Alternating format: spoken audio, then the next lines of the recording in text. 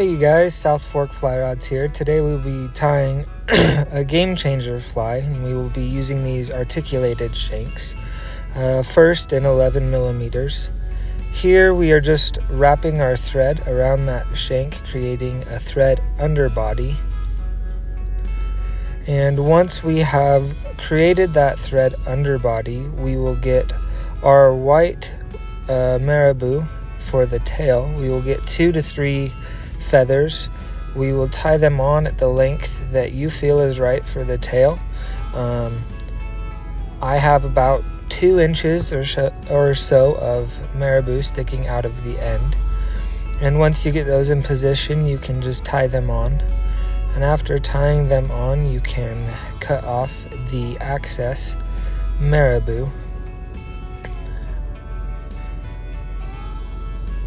And once the excess marabou is cut off, you can completely finish wrapping around, creating a good tapered thread body in that shank. And then once you have that thread body looking how you want it, all nice and cleaned up, you will be able to do your whip finish as I am doing here. I usually do 3 to 4 and then another 2 extra after completing it, just to be safe. Then you can snip the thread, and after snipping the thread, I use this loon head cement just to keep sure that the thread stays in place and it does not come undone. So after finishing the 11 millimeter shank, we will take a 15 millimeter shank and attach it to the eye of that 11 millimeter shank. And keep in mind, you can use any shank length you want. You can use as many as you want, as few as you want. It's really all up to you and the size of the game changer you want.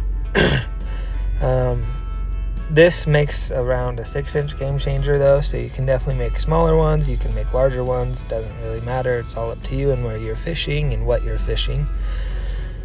But again, here we are just tying a thread underbody. And once we have a sufficient thread underbody, we will be grabbing this extra large game changer chenille and tying that in. Once you have that tied in, you can wrap your thread all the way to the front, and then just wind your chenille in super tight wraps up the shank, making sure to pull back all the fibers that you can as you wrap, so they are all going in a backwards direction. And once you have wrapped all the way up, you can tie off that chenille, going a few wraps behind and then a few wraps in front, just to make sure it is securely tied down. After you have tied it down, you can snip off the excess chenille and then tie a little bit of a thread head just to keep that chenille going backwards instead of allowing it to come forwards.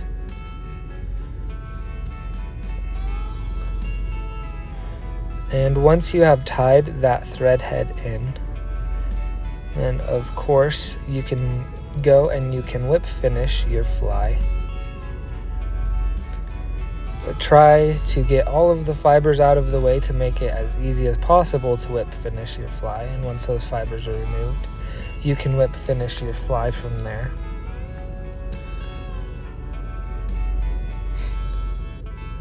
And after you whip finish, make sure to remove any of those captured fibers, because sometimes it's hard to avoid them. And then, as I said, I like to do an extra 1 or 2 whip finish. And then you can cut the string free after you have cleared away all the fibers. And you can, again, after cutting the string free, you can clear out all the little fibers that got captured by your whip finish. And after you've done that, you can again use that head cement, and you can cement the head to make sure that it stays nice and tight in there. And then you can add the 20 millimeter hook shank, 20 millimeter shank, articulated shank to your fly. Again, whatever size you want works. I'm just using a 20 millimeter here for my third articulated shank. And then once that's done, you can attach that to your vise. And it's kind of just rinse and repeat at this point. You again make a thread base. And then once you have made that thread base, you attach the Game Changer chenille to the fly, and then you wrap it up. So here we can see I am making that thread base, and then I am getting the chenille and wrapping it in place. And after I have wrapped that chenille in place, I will wrap the thread back up to the hook, to the eye of the shank, and then I will wrap in tight wraps that chenille, making sure to pull all the fibers back. Now that I am at the eye of the shank, I can take my thread and I can wrap behind the excess chenille a few times, as well as in front of the chenille. Again, making sure to do your best to keep all the fibers pulled back so you don't get any fibers in the way. Okay, now as we are done tying it in, we can cut off the excess again and then create another little thread head to make sure all the chenille fibers stay pushed back instead of creeping forward. And after we have again a sufficient head, we can do our whip finish and head cement. So here we are again, just doing our whip finish. Again, 3 to 4 in your first whip finish, at least for me. Then tighten it and then do another 2 or 3 just to make sure that it is extra secure on there. And after you have completed your whip finish, you can snip your excess thread free, and then all the extra little fibers that you may have caught in your whip finish, and then use the head cement to secure that in place. Here we are attaching the last shank before the hook. In this case, it is a size 35 millimeter, which might be a little extra large, but I wanted to have fun tying a large fly today, so I made sure to make it extra long. Again, we are adding a thread base. You don't necessarily have to add a thread base. I just like to add a thread base. And once you have again added that thread base, which on this one takes some time because of how large it is, you can then attach your extra large chenille. And after you have attached the chenille, you can wrap it forward. In the case of smaller Game Changers, I would use the normal size chenille, but with this Game Changer being so long, in order to get the right size proportions properly, you will need to use the extra large chenille made for these Game Changers. But as you see here, we are just wrapping that chenille up in tight wraps, making sure to pull all the fibers back as we go so none get caught in the next wrap.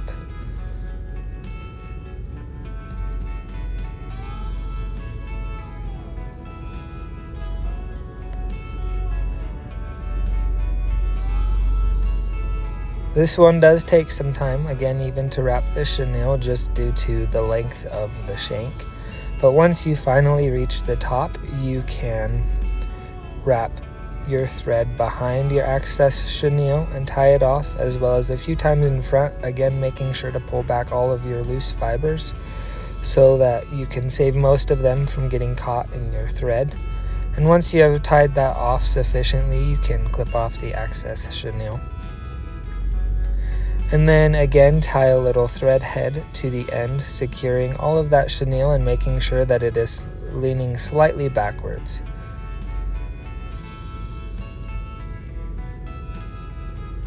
You see here pulling all those fibers back, and now we are using again our whip finish to complete this portion of the shank. As I said, it's highly repetitive. You do the same thing for every shank besides the tail, and slightly different for the portion of the fly with the hook itself, but relatively it's the same. So here we just created our whip finish. As you saw, now we are cutting the thread free, and we will also cut loose any of those extra fibers that got caught in our whip finish. And once we have cut those fibers, we will add that head cement just again for the extra durability. And after we have added that head cement, we will remove that portion of the fly and add our hook. This can be any hook size you want. Here we are adding 0.015 lead wire to the curve of the hook towards the back of the shank. As many wraps as you want, depending on the speed of your water, the depth of your water, really just depending on where you fish. I usually do around 10 or so of that thickness of wire, and then we will again create a thread underbody, making sure you wrap that lead in place and covering all of that lead with your thread, which also takes some time due to the amount of shank showing and thread and lead showing. But once you have covered that, this time we are going to take some wire that is meant to connect a trailing shank to a hook, and we will tie that in on one side of the hook shank, and the color doesn't matter. Green is just the color that I had. But after you tie that in, you will take the opposite end of that wire and you will put it through the eye of the last shank that you just tied. Once you have put that wire through that articulated shank eye, you can bring it back, this time to the other side of the hook from where you tied the wire the previous time. And you can put tight wraps in there, making sure that the wire loop at the end of your hook shank is long enough to not stop the articulated shanks from moving when it is in the water. After you've tied that down, you will bring the access wire up and wrap it down the middle of your hook shank as to continue to make it even. Then you will use the not the tip of your scissors, but the thicker part of them to cut that wire as to not chip or dull your scissors. And then you will continue to make a thread body over that wire. But sometimes that wire is kind of sharp and it can break your thread, as you saw from the cut there. But that cut was removed due to time purposes. So try your best to cover that sharp part or to bury it so that you do not cut your chenille when you wrap your chenille onto the hook.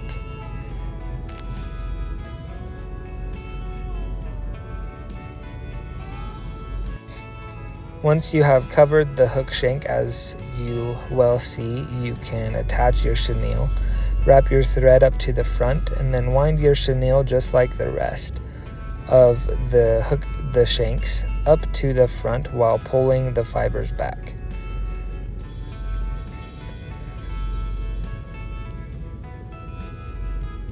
Once you reach the front of the hook eye, you will do just as you have done 3 to 4 times now. You will wrap both behind and in front of the chenille to secure it in place.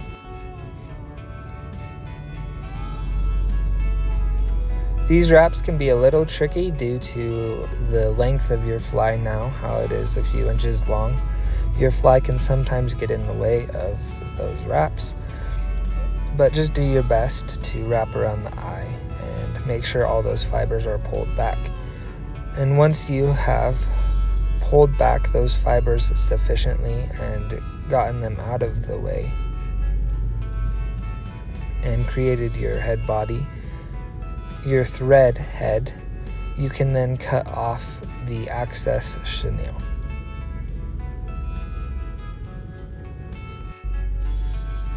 Once you have cut off the excess chenille, you can continue to make that thread head to do your best to keep all of those fibers out of the way. As you see here, I tried to start my whip finish, but realized that there were still some fibers in the way. So I did just a few more wraps of thread to try to push those fibers further backwards.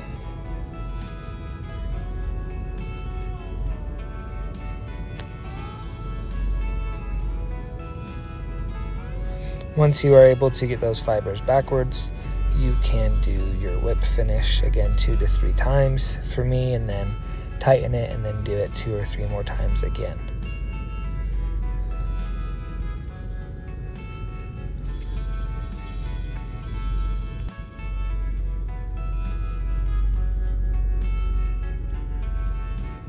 Again, just try not to trap any of those fibers when you are doing your whip finish.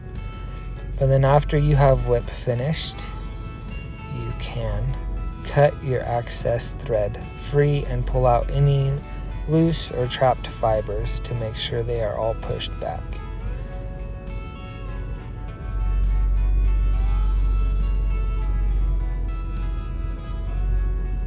You can also cut out any of the extra fibers that you're not able to pull out or push back.